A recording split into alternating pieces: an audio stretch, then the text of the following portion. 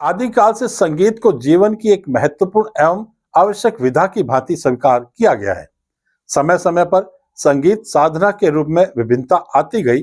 संगीत एवं नाट्य विधा का अनमोल संगम एवं जुगलबंदी एक नई विधा बन जाती है। यो तो नाटक भी स्वयं में एक महत्वपूर्ण विधा है एवं इसके भी अनेक रूप है, परंतु समय परिस्थिति एवं दर्शकों की रुचि के अनुसार नाट्य विधा एवं संगीत का सामंजस्य अनूठा बन जाता है। जैसे आज से लगभग 100 वर्ष पूर्व इस विधा का एक अलग रूप साकार हुआ, विशेषकर पश्चिमी राजस्थान, बीकानेर, जैसलमेर, नागौर, पोखरण एवं फलोदी क्षेत्र में, जहां रंगमंच एवं संगीत के मूर्धन्य कलाकारों ने रचना की एक विधा की जिसे रम्मत कला के नाम से जाना जाता है। लोक नाट्य शैली के इस अनूठे प्रयोग में रंगमंच पर पात्र अपने संवाद गद्य एवं पद्य में बोलते हैं और नृत्य व अभिनय करते हुए संवाद बोलते हैं।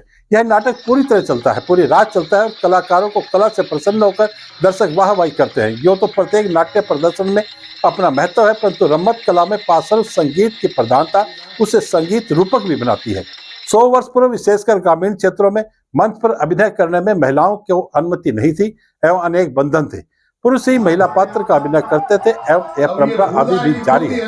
महाराष्ट्र की तमाशा परंपरा के निकट परंतु आंशिक रूप से हटकर रम्मत नाट्य कला आज हम प्रस्तुत कर रहे हैं। इस अभिनय नाट्य कला के संबंध में रोचक तथा महत्वपूर्ण जानकारी पश्चिमी काशी के नाम से विख्यात फलोदी नगर में रम्मत के प्रदर्शन यदाकदा होते रहे हैं, जिनमें मंच पर कलाकारों का उत्साह जितना होता है संभवतः उससे दोगुना तो दर्शकों का होता है, जो नाट्य प्रदर्शन का बेताबी से प्रतीक्षा करते हैं। फलोदी में यूं तो 100 वर्ष में अनेक प्रतिष्ठित कलाकारों ने प्रस्तुति से रम्मत कला को रोचक बनाया, उनके प्रति हम सम्मान व्यक्त करते हैं। साथ ही एक उस विभूति का स्मरण भी करते हैं जिन्होंने अपने जीवन के 50 वर्ष से अधिक समय रम्मत कला के विकास के लिए समर्पित किए। यह है स्वर्गीय श्री लक्ष्मी नारायण गुचिया। आप भाऊजी गुचिया के नाम से लोकप्रिय रहे। भाऊजी 10 वर्ष की आयु में मुंबई चले गए थे और वहां अपने रोजगार के साथ नाट्य प्रदर्शन में भाग लिया।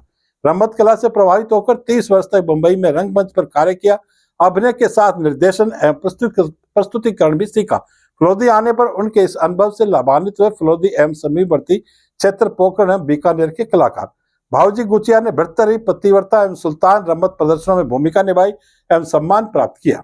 रम्मत कला में उनके योगदान के लिए उप जिला प्रशासन द्वारा वर्ष 2010 में उन्हें सम्मानित भी किया गया। रम्मत को जिंदा रखने में दर्जनों कलाकारों ने योगदान दिया है। इनमें सीताराम बोहरा, माणिकलाल बोहरा, राधाकृष्ण तानवी उर्फ नरजी, लोडिया के टाटू जी ओझा, दीपू छंगाणी, मूलचंद बोहरा, बाबू बोहरा, नवनारायण व्यास उर्फ बाबूजी, हरगोविंद बोहरा, मधुसूदन पुरोहित के अलावा करीब 5 दशक से रम्मत में अहम भूमिका अदा कर रहे भूरदास थानवी, अशोक बोहरा LIC के बिना यह चर्चा अधूरी रहेगी। जैसलमेर के कलाकार कमलाचार्य का नाम भी विशेष रूप से उल्लेखनीय है। आज के दौर में अशोक बोहरा LIC, दीनदयाल व्यास, शांतिलाल छंगाणी, भूरदास थानवी, ब्रिजमोहन व्यास, जिनेश उड़िया, सीताराम व्यास, सुनील बोहरा, मणिशंकर गज्जा, गोपाल बोहरा, बबलू जोशी, सुरेश बोहरा के कंधों पर रम्मत को आगे ले जाने की जिम्मेदारी है। रम्मत में राजा भर्तृहरि के अलावा अनेक भूमिकाएं करने वाले वरिष्ठ कलाकार अशोक बोहरा LIC से हमने बात की। वे रम्मत के भविष्य को लेकर बहुत आशान्वित नजर आए। आइए आप भी सुनिए वे क्या कहते हैं।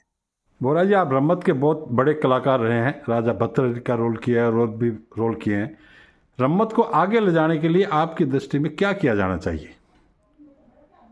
देखो, रम्मत हमारी एक समाज की धरोहर भी है और एक लोक कला का सबसे बड़ा एक जगह है जहां अपन लोक कला में, और ये जीवित स्टोरी पे हम खेल रहे हैं। जो भी कहानी है वो जीवित कहानी पे खेल रहे हैं, कोई बना कर नहीं खेल रहे हैं। हमारा इसको आगे ले जाने का सबसे बड़ा ये लक्ष्य है कि पहले तो इसको थोड़ा शॉर्ट में करना पड़ेगा, क्यों हमारी रम्मत है जो रात भर खेली जाती है, जो रात को 9 बजे करीब शुरू होती है, सुबह 8 बजे तक खेली जाती है। तो दर्शकों में भी, यहाँ के दर्शकों में भी चाह होता है, मगर जैसे कोई और दर्शक जोड़ना चाहे तो वो कुछ समय के लिए स्टेज पे रुक सकते हैं।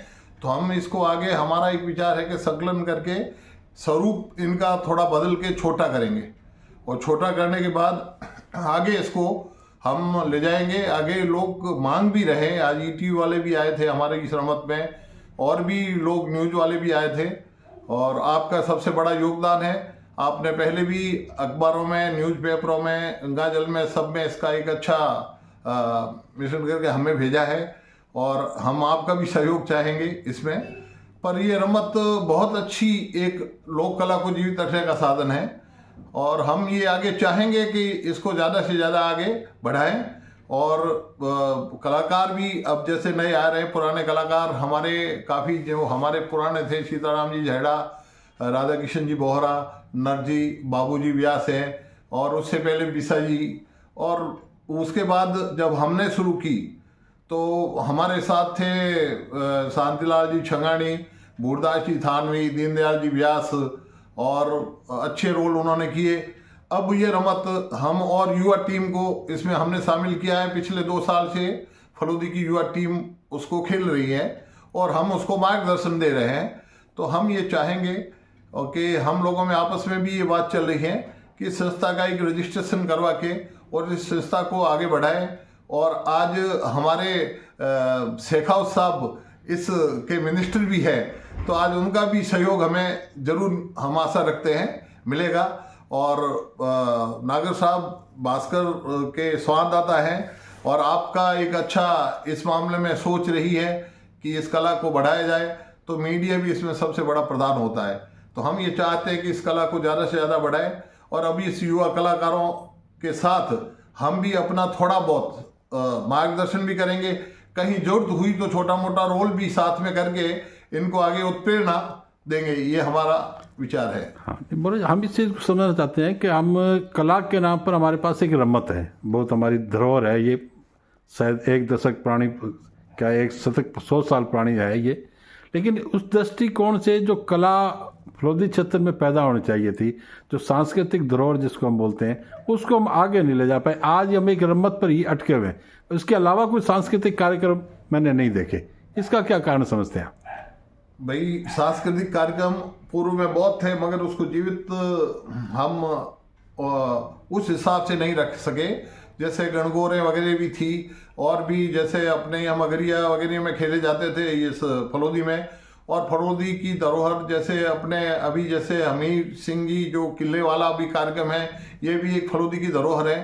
तो हम ये चाहते हैं कि इसकी हम पूर्ण प्रयास करेंगे और एक संस्था बनाएंगे। संस्था के बाद में रजिस्ट्रेशन करेंगे और सब लोगों का, बुद्धिजीवियों का सहयोग लेकर इसको आगे बढ़ाने का प्रयास जरूर करेंगे।